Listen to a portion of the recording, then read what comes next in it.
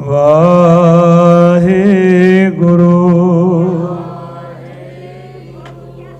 वाहेगुरु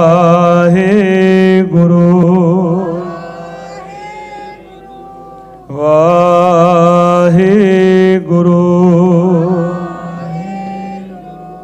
वाहेगुरु।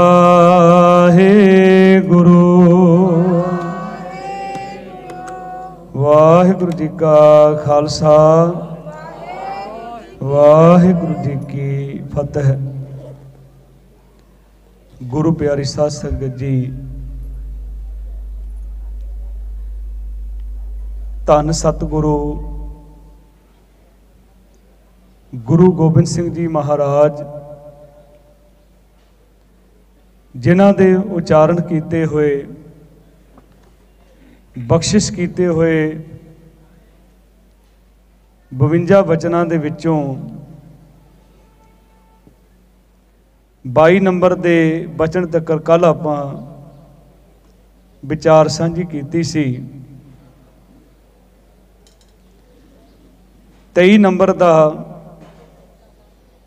सतगुरु दा वचन है, मत उच्ची ते सुची रखनी। साडे कोल दो चीज़ां हन, मन ते मत। इको बंद कर दो। मन दे विचों जिहड़े साडे संकल्प ते विकल्प उठदे हन, फुरने उठदे हन, वो मत कोल पहुँचते हैं। मत निर्णय करती है। जे मत भैड़ी है, जे मन विच फुरना आया शराब पीनी है, नशा करना है, जे मत भैड़ी है तो बंदा उधर चले जाए। जे मत गुरु वाली होएगी तो नाल ही मत कह देगी, जित पीते मत दूर होए वरल पवे बिच। ये जिहड़ी अंदर असी कागज़ फाइल तैयार करते ना मन दे विच, वो संकल्प विकल्प उठते हैं, फुरने उठते हैं, मत कोल भेजदा है। इसे करके साहब कहते गुर की मत तू लेह इयाणे भगत बिना बो डूबे सियाणे। हर की भगत करो मन मीत निर्मल होए तमारो चीत। मत उच्ची ते सुची रखनी है। असी घर बनाउने ना, घर तो ठेकेदार नूं भी पता हुंदा है, बनाउण वाले इंजीनियर नूं भी पता हुंदा है। फिर असी कहने आ गली नालों थोड़ा 1 फुट 2 फुट 3 फुट उच्चा रखना है। सानू पता ना चिक्कड़ आएगा तो साडे घर आ जाएगा। तो सीधे जी इहदा जवाब है कि मत उच्ची क्यों रखनी है। ये जिहड़े विकारां दा चिक्कड़ है वो किते साडी मत दे विच ना चले जाए। काम क्रोध लोभ मोह हंकार। मत उच्ची ते सुची रखनी है। वो किदां होएगी? रोज़ तुसीं पढ़दे हो, भरीए हथ पैर तन दे पानी धोता है उतर सखे। मूत पलीती कपड़ होए दे साबुण लईए ओ धोए। भरीए मत पापां के संग ओ धोपै नामे के रंग। उच्ची मत उच्ची रखनी है। वो किस तरह होएगी? जिस वेले असीं बाणी नाल प्रीत करांगे, बाणी दे अर्थ भाव नूं समझांगे, बाणी नूं अपने जीवन दे विच लैके आवांगे, बाणी दा अमल अपने जीवन विच करांगे, उहदे नाल मत जिहड़ी है उच्ची होएगी। अगला वचन है शुभ कर्म करते रहना। ये अपन सारे नूं पता, चंगे काम करांगे चंगे बन जावांगे, बुरे काम करांगे तो बुरे हो जाएंगे। जिहो जे कर्म करते हैं। और कर्मां दा सिद्धांत है गुरमत दे विच, कर्मी कर्मी होए विचार सच्चा आप सच्चा दरबार। ददे दोष ना दो किसे, दोष कर्मा अपनिया। जो मैं किया सो मैं पाया, दोष ना दीजे अवर जना। इस करके शुभ कर्म करने हैं। शुभ कर्म करदियां करे पिछे नहीं हटना। ये शुभ कर्म है ना, जो अमृत वेले उठना, संगत करनी, बाणी पढ़नी, किसी का भला करना, चंगे कर्मां दे विच ही गिणिया जाता, शुभ कर्मां दे विच गिणिया जाता। और साहब कहते शुभ कर्मण ते कब हूँ ना टरो, टलना नहीं है। शुभ कर्म, हाँ बुरा काम करते हैं 100 बारी सोचना चाहिए है। चंगे आई आलक करे, पर साडी हालत की है, चंगे आई आलक करे बुराई होए शेर, ਅਸੀਂ बुरे काम लिए शेर बन जाते हैं। मैं कल भी बेनती की, अद्धी रात को भी कॉल है ना, बजुर्ग भी तर पैंदे आ, कहते जी कॉकटेल पार्टी है। वो तो 12-1 बजे उत्थे हनेरा नहीं लगेगा उन्होंने, जे गुरुद्वारे कहना हनेरा होना रात को दिखता नहीं है, वो कॉकटेल पार्टी दिख जाती है। तो सतगुरु महाराज सानू जीवन देंदे आ शुभ कर्म, ये शुभ करो संगत करते हो, पाप सुहावे जां तिर जुलदे, शीस सुहावा चरनी, मुख सुहावा तो जस गावे, जियो पिया तो सरनी। 25वां हुक्म है बुद्ध बल दा दाता वाहिगुरु नू जानना। ये जिहड़ी मत है ना, ये सतगुरु दी है। जे साडे कोल चंगे कर्म सतगुरु करा रहा है, ये मेरी अकल नहीं है, ये मेरी मत नहीं है, मेरी बुद्ध नहीं है, ये सतगुरु मेरे कोलों करा रहा है। सिख मत सब बुद्ध तुम्हारी, मंदिर छावां तेरे, तुझ बिन अवर ना जाना, मेरे साहिबा गुण गावा नित तेरे। तेरी मत है ते अरदास तो यही करनी है ना कि सतगुरु मैनू कोई अकल नहीं है, मेरा कोई बल नहीं है, मेरी कोई ताकत नहीं है, तू समर्थ वड्डा, मेरी मत थोड़ी राम। साडी मत तो बहुत छोटी है, बहुत छोटी है। सुकरात ने एक दिन देखा, एक सागर के किनारे एक बच्चा एक लोटा लैके बैठा और रो रहा है, उची उची रो रहा है। सुकरात पूछता, बेटा इत्थे की कर रहे हैं, क्यों रो रहा है, ये लोटा लैके क्यों बैठा है? कहन लगा, अंकल जी ये सारे सागर का पानी इस लोटे दे विच मैं पाउणा चाहुंदा, इस लोटे विच पाउणा चाहुंदा। ते वो चुप होया, सुकरात रोण लग पिया। कहन लगा, मैं भी सोचता सी भी मैं जिदन 20 साल का सी, मैं कहता सी मेरे वर्गा दुनिया में विद्वान नहीं है। जदों मैं 40 साल का होया, मैनूं अद्धा ज्ञान है, हुण मैं 60 साल का हो गया, मैनूं कोई आउंदा ही कुछ नहीं है। तू समर्थ वड्डा, मेरी मत थोड़ी राम। ये सारे गुण सतगुरु कहते बुद्ध बल दा दाता वाहिगुरु नूं जानना। असीं पढ़दे हां, तू मेरी ओट बल बुद्ध धन तुम ही मेरे परिवार। सतगुरु सब कुछ तू ही है, मेरे वास्ते मेरा धन भी तू ही है, मेरा परिवार भी तू ही है, सब कुछ तू है। ते वो ताकत देंदा है। अगे सतगुरु 26वां हुक्म करते आ, कहते कसम सौं चुकण वाले ते इतवार नहीं करना। जिहड़े लोग, पहली गल तो ये सच जान लो, सौं वो चुकेगा, कसम वो खाएगा जिहड़ा बंदा झूठा होएगा। क्यों खाएगा? अपने आप को सच्चा दर्शाउण वास्ते।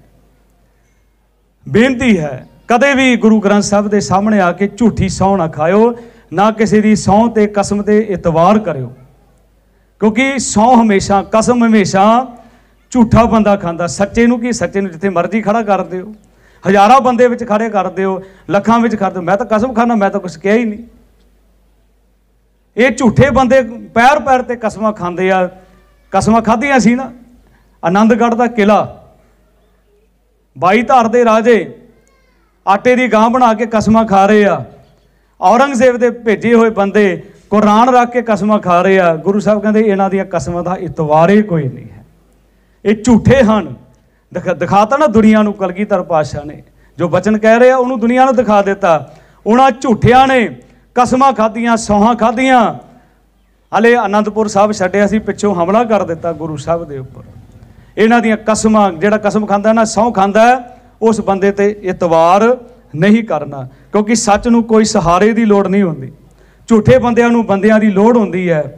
आ मेरा रिश्तेदार है, आ फलाने की ताकत है, मैं उन्होंने दस देंगा, मैं आ कर देंगा। झूठे बंदियां नूं बंदियां की लोड़ होंदी है, सच नूं कोई सहारे की लोड़ नहीं है, कोई सहारे की लोड़ नहीं है। उस झूठा बंदा ही सौं खांदा है, कसमां खांदा है। तो गुरु साहब महाराज अगे सानू कृपा कर रहे। 27वां वचन है, सुतंत्र विचरना। आजाद हस्ती का मालक है सिख, रब भी आजाद है, उसकी कोई जात नहीं है। पढ़ते हो जाप साहब आजाद है, आजाद है।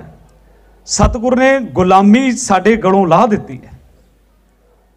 असी सुतंत्र हाँ, असी गुलाम नहीं हाँ किसी दे। हाँ, एक असी गुलाम हाँ उस परमात्मा दे, अपने गुरु दे गुलाम हाँ और किसी दे गुलाम नहीं है। ना सिख ने किसी दी गुलामी सहनी है, आज़ाद रहना है। कहना बचन पढ़िया गुरु तेग बहादुर साहब का, भै काहो को देत न भै मान ध्यान, कहो नानक सुन रे मना ज्ञानी ताहि। ना डरना ते ना किसी नूं डराउणा, वही ज्ञानवान है। आज़ाद वही है। गुलाम सी ये देश, गुलाम सैकड़े साल गुलाम रहा मुगलों का। आज़ादी का निग नहीं मान सकते सन हिंदुस्तान के लोग जे गुरु गोबिंद सिंह जी महाराज उस मुगल काल की जड़ ना पुटते। हज़ारां हिंदू रोजाना मुसलमान बनते हैं। मुगलों का राज है, उस तो बाद होया कलगीधर पातशाह ने जड़ पुट्टी है। किसी बुल्ले शाह ने बड़ा सोहना लिखिया, ना कहूँ अब की ना कहूँ तब की, बात कहूँ मैं जब की, अगर ना होते गुरु गोबिंद सिंह सुन्नत होती सब की। जे देश देश ना होता, जे पिता दशमेश ना होता। आज़ाद लोगों को दसिया किदां जीना है तुसी। गुरु नानक साहब जी ने बाबर नूं जावर किया और सानू सुचेत कर दिता, जालम आउणगे, जबर होएगा और जबर के खिलाफ, जुल्म के खिलाफ सिख ने आवाज़ नूं बुलंद करना है। सिख आज़ाद है, किसी का गुलाम नहीं रह सकता। सिख नूं सतगुरु ने आज़ाद बनाया। जिन्ने तक असी सतगुरु की गुरबाणी नाल अपने इतिहास तो प्रेरणा लवांगे, दुनिया की ताकत सानू गुलाम नहीं बना सकती। दुनिया की ताकत नहीं गुलाम बना सकती। अज फतेह हुई ना, दिल्ली दियां बरूहां ते बैठिया होया उन्हां लोकां दी फतेह हुई ना। कादे वास्ते सिख लड़िया? उन्हां मजलूमां दी खातर, जिन्हां नूं इंसाफ नहीं मिल रहा सी। क्योंकि असी गुलाम नहीं रह सकते, आज़ाद हस्ती है। तो गुरु साहब महाराज ने इस मुगल काल दियां जड़ां नूं पट्टिया ते गुलामी नहीं कबूल की। सब कुछ सतगुरु ने कुर्बान कर दिता, सब कुछ वार दिता है। ये नाल ही 28वां हुक्म है, राजनीति भी पढ़नी है। राज प्लस नीति, राज की नीति की है। किहड़ा राज किया गुरु साहब महाराज? कहते तू गुर प्रसाद कर राज जोग, राज जोग तखत दियन गुर रामदास। सिख राज जोगी है। ये जिहड़ी अज राजनीति है ना, उहदी गल नहीं गुरु साहब कर रहे। पहला गुरु साहब ने ये, क्योंकि जिहड़ा राजनीति समझनी होवे तां साडा सिद्धांत है मीरी पीरी का सिद्धांत, भगती अते शक्ति। साडे कोल दोने चीज़ां होणियां जरूरी है, बाणी बाणा, भगती ते शक्ति। ते गुरु साहब ने जिहड़ी राजनीति देती है, हुण सतगुरु जी ने 14 जंगां लड़ियां कलगीधर पातशाह ने, और पहला गुरु साहब महाराज ने किसी ते हमला नहीं किया और 14 दे विच जित प्राप्त की है। किते हार नहीं हुई गुरु कलगीधर पातशाह की, क्योंकि सतगुरु नीति राज की भी जानते हैं, पर राज करना भी नहीं चाहते। किहड़ा राज चाहते आ? उस परमात्मा का, अकाल पुरख का। कहना आ गया भई अकाल की तवै चलायो पंथ, सब सिखण को हुक्म है गुरु मान्यो ग्रंथ। उहदे हुक्म नाल पंथ की साजना कीती है। जुल्म के खिलाफ इंसाफ गुरु साहब महाराज ने लोगों के सामने रखिया, किरपा की। उन्हां हुकूमत नूं भगती दे नाल शक्ति की लोड़ नूं दसिया, तुसी नीति दे नाल राज जिहड़ा किस तरह कायम कर सकते हो। राजनीति भी पढ़नी। अज दे हालात भी जिहड़े आ, सिख गुरबाणी का पल्ला नहीं छड्डना, अपना इतिहास नहीं छड्डना, पर साडे नाल की हो रहा है इनू भी असीं देखना है। एक पासे साडी बल्ले बल्ले होर कर रहे आ, एक पासे साडियां जड़ां कट्टियां जा रही हैं। असीं इनू भी सुचेत होना कि ये जिहड़े राजे आ, जो भी हुकूमत करदा है वो नहीं चाहता भी घट गिणतियां राज कर सकन। घट गिनतियां नूं दबाया जाता है। जे मुगलों ने ऐलान कर दिता भी पूरा देश इस्लाम के दायरे में आ जाएगा, कि परमात्मा चाहता सी? परमात्मा ने हिंदू भी पैदा किए, करता रहा, अज भी कर रहा, ईसाई भी पैदा करता रहा, अज भी कर रहा, मुसलमान भी पैदा कर रहा, सिख भी पैदा होए। जे कोई कहे कि इक्को ही देश हो जाएगा, इक्को ही जात रहेगी, ये वास्ते तो सिख ने ध्यान रखना है। और घट गिनती असीं किन्ने कुछ परसेंट हाँ, पर सच हमेशा उहदी जित हुंदी है। कूड़ नखुट्टे नानका ओढ़क सच रही। जे असी जीवन दे विच गुरु साहब महाराज दे दसे हुए पूर्णियां ते चलांगे, पाए हुए पूर्णियां ते चलांगे, दसी हुई गल नूं जीवन विच धारण करांगे, राजनीति असी अज कित्थे किहड़े स्टैंड ते खड़ना है, कित्थे कौम नूं लैके जाना है, साडे आगूआं तो आस ना रखिओ जिहड़े अज दे हन। अन्ना आगू जे थीए सब साथ मुहावे, कौम नूं बेचण वास्ते तैयार है। जे लोड़ पै गई तो दरबार साहब की परिक्रमा दे विच ही पंथक रोष कर रहे हैं।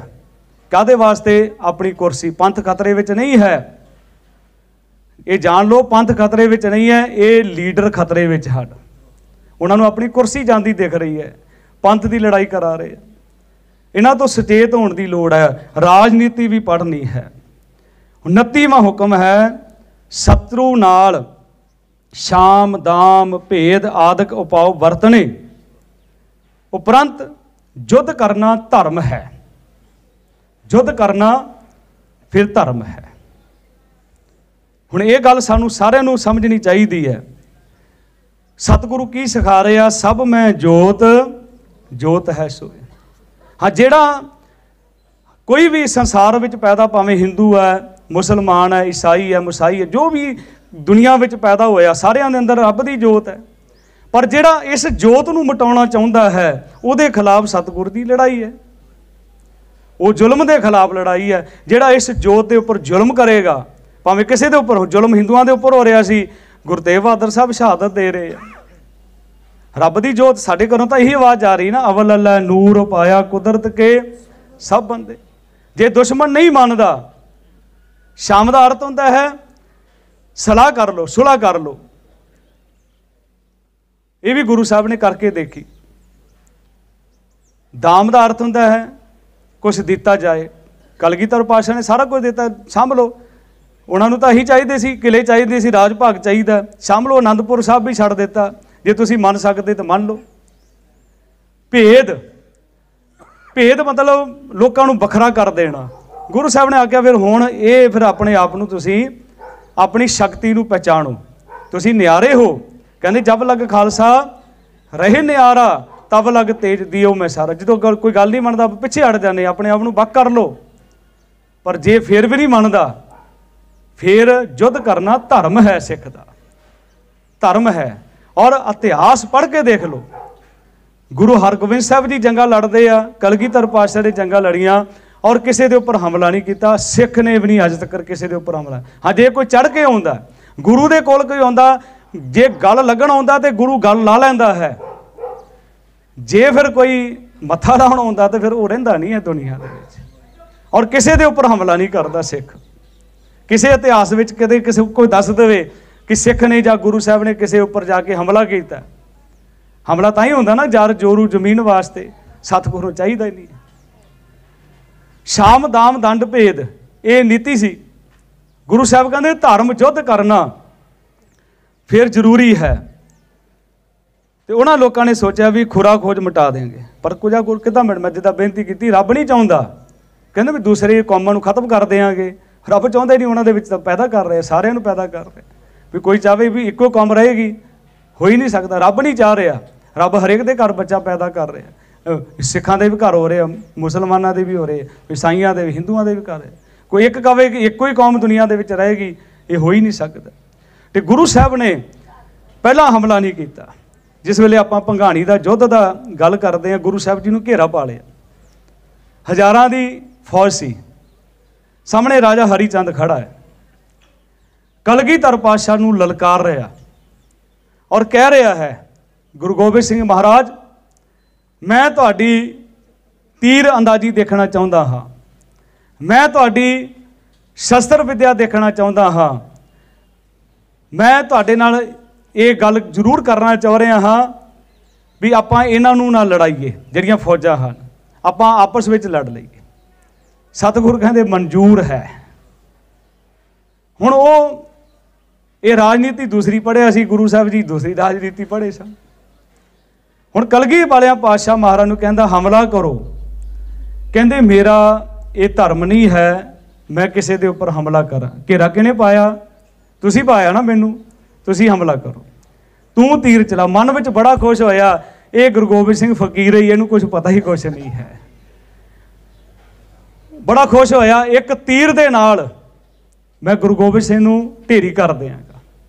पर उन्हें सोचिया कि गुरु गोबिंद सिंह का घोड़ा, इहदियां भी बड़ियां सिफतां सुणियां हन। जे घोड़ा भजा के लै गए पहाड़ों में निकल गए तो फिर हथ नहीं आना, पहले घोड़े नूं मार दिओ। उन्हें तीर चलाया हरिचंद राजे ने, कलगियां वाले पातशाह तक तीर आउंदियां आउंदियां हवा दे विच तीर सतगुरु जी के कन्न दे कोल दी निकल गया। हुण घबरा गया, कहंदा हमला तुसी हुण तुहाडी वारी है। सतगुरु राजे हरिचंद नूं कहंदे एक मौका होर देता है, एक बारी होर चला लै। हुण तीर चलाउंदा है, दूसरा भी खाली निकल जाता है। सतगुरु फिर भी गुस्से विच नहीं आए। हुण दो चीज़ां होंदियां साडे लोग, भी गुरु साहब जी जोश विच हुंदे सी, कल की गोश जोश नहीं, गुरु साहब को होश भी है, सतगुरु को होश भी है। इदां दा शस्त्रधारी इदां दा गुरु नहीं मिलेगा दुनिया जिहड़ा, क्योंकि सतगुरु हमला ही नहीं कर रहे। दो बारी हमला कर दिता उसने, दो बारी तीर चलाया, तीसरी बारी फिर मौका देता। फिर मन में सोचता कि इनू कुछ नहीं पता, ये तो फकीर है, इनू कुछ नहीं पता। हुण तीर चलाया उन्हें भी एक तीर थले चला गया, एक तीर उपर निकल गया। हुण गुरु साहब महाराज जी दे सीधा गुरु साहब महाराज के पेट के उपर निशाना बनाउंदा है। सतगुरु जी महाराज जिस वे वैसे भी घोड़सवार पहला बेल्ट लाउंदे चमड़े की, फिर उपर गुरु साहब जी कमर कसा बन्नदे सन। उन्हें आख्या भी जे तीर उपर चला गया छाती च लगेगा, जे थले चला घोड़े नूं लगेगा, किते हुण बाहर खाली नहीं जाएगा। उन्हें सोच लिया तो बड़ा अपने आप च हंकारिया होया सी। हुण तीर चलाउंदा है, तीसरा तीर चलाया। जिस वे तीसरा तीर चलाया सतगुरु जी के कमर कसे नूं लगा, कपड़ा फट गया रेशम का, जाके बेल्ट भी पाड़ दी, इन्ना तिखा तीर सी। थोड़ी जी चुंझ सतगुरु महाराज ने चुभ गई। गुरु साहब कहने कि हुण फिर हरिचंद खड़ा हो जा, जबे बाण लाग्यो तबे रोस जाग्यो। इक्को ही तीर दे नाल कलगियां वाले पातशाह महाराज ने उसनूं ढह ढेरी कर दिता। जदों मरिया सैनापति फौजां बाहो ताही भजिया पिछे कि जे सैनापति एक तीर दे नाल ही उहनूं ढह ढेरी कर दिता है। पर गुरु साहब ने कहा भी सारा काम करना पहला हरेक तरह समझाउण दा यतन करना, शत्रु नाल शाम दाम भेद आदि उपाव वरतने, उपरंत युद्ध करना धर्म है। बेनतियां प्रवान करनियां, बुलाओ फतेह जिन्नी संगत बैठी है, गज वज के फतेह का जवाब देना। वाहिगुरू जी का खालसा, वाहिगुरू जी की फतेह।